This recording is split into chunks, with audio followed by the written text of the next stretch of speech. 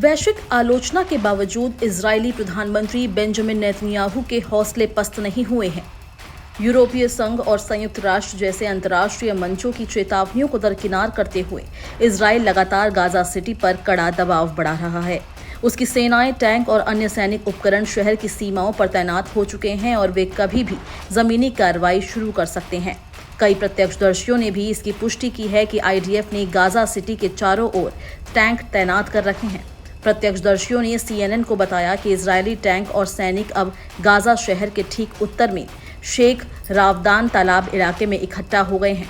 मंगलवार और बुधवार की सैटेलाइट तस्वीरों से पता चला है कि टैंक अपनी पिछली स्थिति से गाजा शहर की ओर बढ़े हैं, लेकिन शहर में प्रवेश नहीं कर पाए हैं। इसके साथ ही जिकिम क्रॉसिंग की सीमावर्ती जमीन से लगभग 2 किलोमीटर अंदर बख्तरबंद वाहन देखे गए हैं। इस दौरान भारी सैन्य तैनाती ने स्थानीय निवासियों में डर बढ़ा दिया है।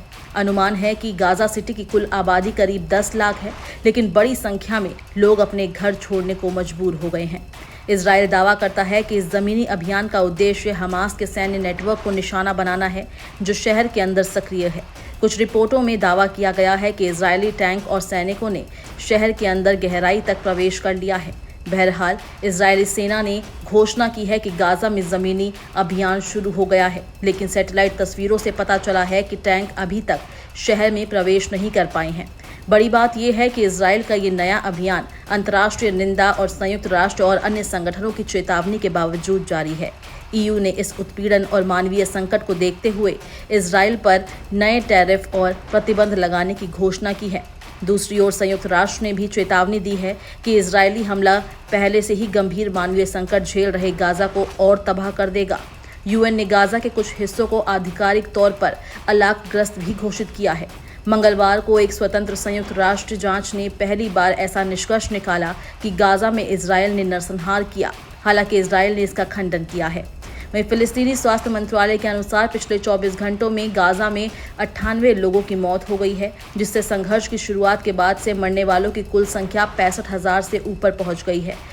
वहीं दूसरी ओर इजरायली सेना का कहना है कि जमीनी सैनिकों की आगे बढ़ने की कार्रवाई से पहले बीते कुछ दिनों में वायुसेना और अन्य लड़ाकू दस्तों ने गाजा सिटी पर 150 से अधिक हवाई हमले किए, जिनमें कई आवासीय टावर गंभीर रूप से क्षतिग्रस्त हुए हैं।